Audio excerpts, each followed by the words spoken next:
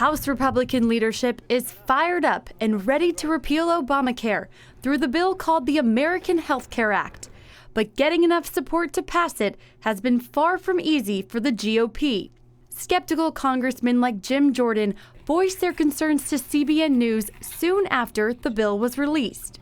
Look, we're united on repeal, Republicans are, but right now some of the, quote, replacement and some of the things they're putting in with the repeal in the leadership plan, we don't think is consistent with what we told the voters we're going to do.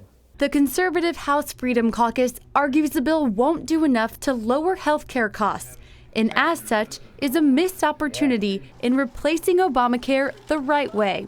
We didn't tell the voters we're going to repeal Obamacare, but we're going to keep some of the Obamacare taxes. I know I didn't tell them that. 22 Republican no votes would prevent the bill from passing, and a source told CBN News Wednesday that at least 27 GOP members were a no on the health care bill the White House supports on the eve of the scheduled vote in the full House. There's Plan A and Plan A. We're going to get this done. The president visited the Capitol in a closed-door meeting with Republicans this week to try to win over conservatives on the fence and to lay out the political stakes if their attempt at overhauling the healthcare system fails.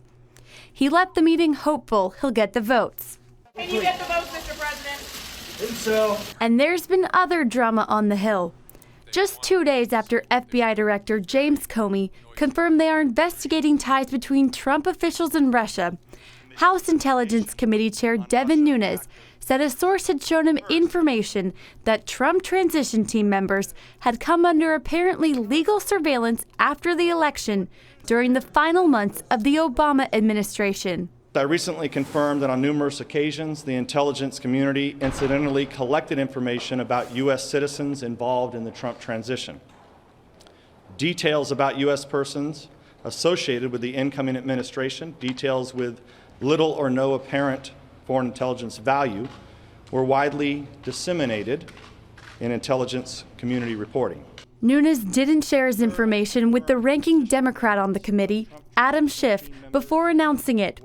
He says that names of the officials were unmasked or revealed improperly, and that they are going to conduct an investigation into who was aware of it and whether any laws were violated. Nunes briefed President Trump, who has said that Trump Tower was wiretapped by the Obama administration, and he says he feels somewhat vindicated by the findings. I somewhat do. I must tell you, I somewhat do. I very much appreciated the fact that they found what they found, but I somewhat do. And over in the Senate, Judge Neil Gorsuch's hearing on his nomination to the Supreme Court is moving forward smoothly, with witnesses now appearing before the Judiciary Committee. I think that Judge Gorsuch will be an excellent Associate Justice on the Supreme Court. Hannah Smith, two-time Supreme Court clerk and member of the Beckett legal teams that defended clients like Hobby Lobby and the Little Sisters of the Poor, is one of the people testifying before the committee. He's written 800 opinions, and of those 800 opinions, the majority of them, by far, about 98%, have been unanimous opinions, which just shows what a consensus builder he is and how he has written opinions that all of his colleagues can join. Senate Republicans are certain Judge Gorsuch will be the next justice on the Supreme Court. Why anybody in this body would vote against you, I'll never understand. After the hearings conclude, the Senate Judiciary Committee will vote on whether to send the nominee to the whole Senate with a positive, negative, or neutral rating. Reporting from Capitol Hill, Abigail Robertson, CBN News. Well, our CBN News political correspondent, David Brody, is with us now from Washington.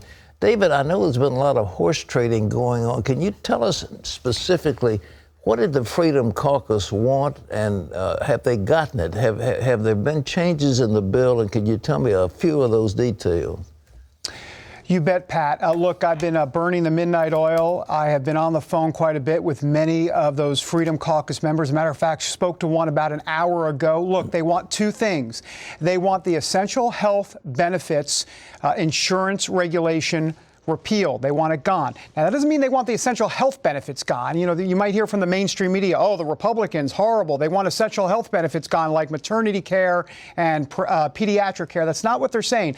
They're saying that right now, obviously, in all of those Obamacare plans, there are these essential health benefits, which in essence drive up the cost of premiums. Because if you're 20 or if you're 65 years old, you don't need maternity care. And so that's what they want. They want that out of there. There is a second part. It's the Title I regulations. Not to get in the weeds, but basically, these are all of the other insurance regulations that they believe drive up the cost of these premiums. Now, this is where the wiggle room comes in between the White House and Paul Ryan and the Freedom Caucus, because they don't just want the essential health benefits repealed. They want many of these Title I regulations repealed. And so the wiggle room is how many of these Title I regulations will be repealed. All of this will be discussed today at a White House meeting between the Freedom Caucus and the White House. That's where a top leadership aide just told me moments ago. That's where the deal's going to go down at the White House today, and then we wait and see. Well, from what I gather from the Freedom Caucus, they really want to give the president a bill that'll look good 3 or 4 years from now, and they're not trying to hurt him, they're trying to help him. Am I correct in that? Pat, you're absolutely right. They call it a death spiral, that if you don't get rid of these insurance regulations, not just the essential health benefits, but those Title I insurance regulations we talked about, if you don't get rid of that and you just do some of the other stuff where you're repealing some of Obamacare, it's not going to matter and you're not going to have a good bill. Now, of course, the Republican leadership, Paul Ryan, has said all along, look, we're not going to be able to get some of these insurance regulations that the Freedom Caucus wants repealed. We're not going to be able to get it through the Senate because of parliamentarian rules. Well, now we're understanding, well, that might not necessarily be the case at all, because the parliamentarian may decide that because this is a budget reconciliation bill and you only need 51 votes in the Senate, that if something's not related to taxes and spending, then it won't pass the Senate. But the Freedom Caucus members are saying, give me a break. Of course, some of this, all of this is related to taxes and spending, so it would pass the Senate. We'll see. Is Mitch McConnell ready to push it through regardless, do you think? Yeah, in terms of the health care bill, absolutely he is. Look, Pat, this is, if I can I do a food analogy? Do you mind? Can I do this food analogy? Go ahead, brother. All right, so here's the thing. If you're a kid, right, Obamacare is like, now I'm talking about if you're a kid, not if you're Pat Robertson who eats very healthy, but if you're a kid, Obamacare is like broccoli. And the Freedom Caucus wants ice cream. And right now, what the Freedom Caucus is getting is like grilled chicken without the seasoning. They're not getting much, but they're not getting broccoli. They're getting something better. They're getting some of Obamacare repealed. So that right now they've got grilled chicken. Now, here's what Trump and Paul Ryan are saying. They're saying, look, grilled chicken is just phase 1. We've got phase 2 coming, which is maybe some bacon on top of the chicken. We got phase 3 coming, which is melted cheese. And then at the end, you're going to have a beautiful meal. So, a huge, big league meal. And that's kind of the scenario right now. I think they're going to pass it, don't you? I don't think they can deny the president this victory. I think you may be right, Pat. They're very close. My sources are telling me they're about 3 votes shy right now. Earlier, it was about 27 no's. I think it's about 25, 24 no's.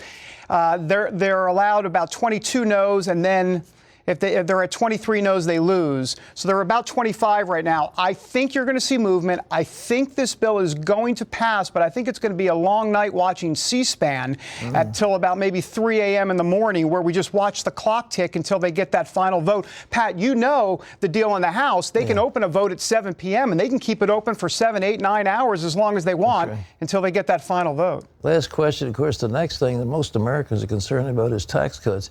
I don't think they're going to try to overhaul the entire code. Can't they just cut some brackets and get on with that? Yeah, I don't think they're going to go necessarily for the whole enchilada, but they are going to try to make actually systemic tax cuts as it relates to middle-class tax cuts.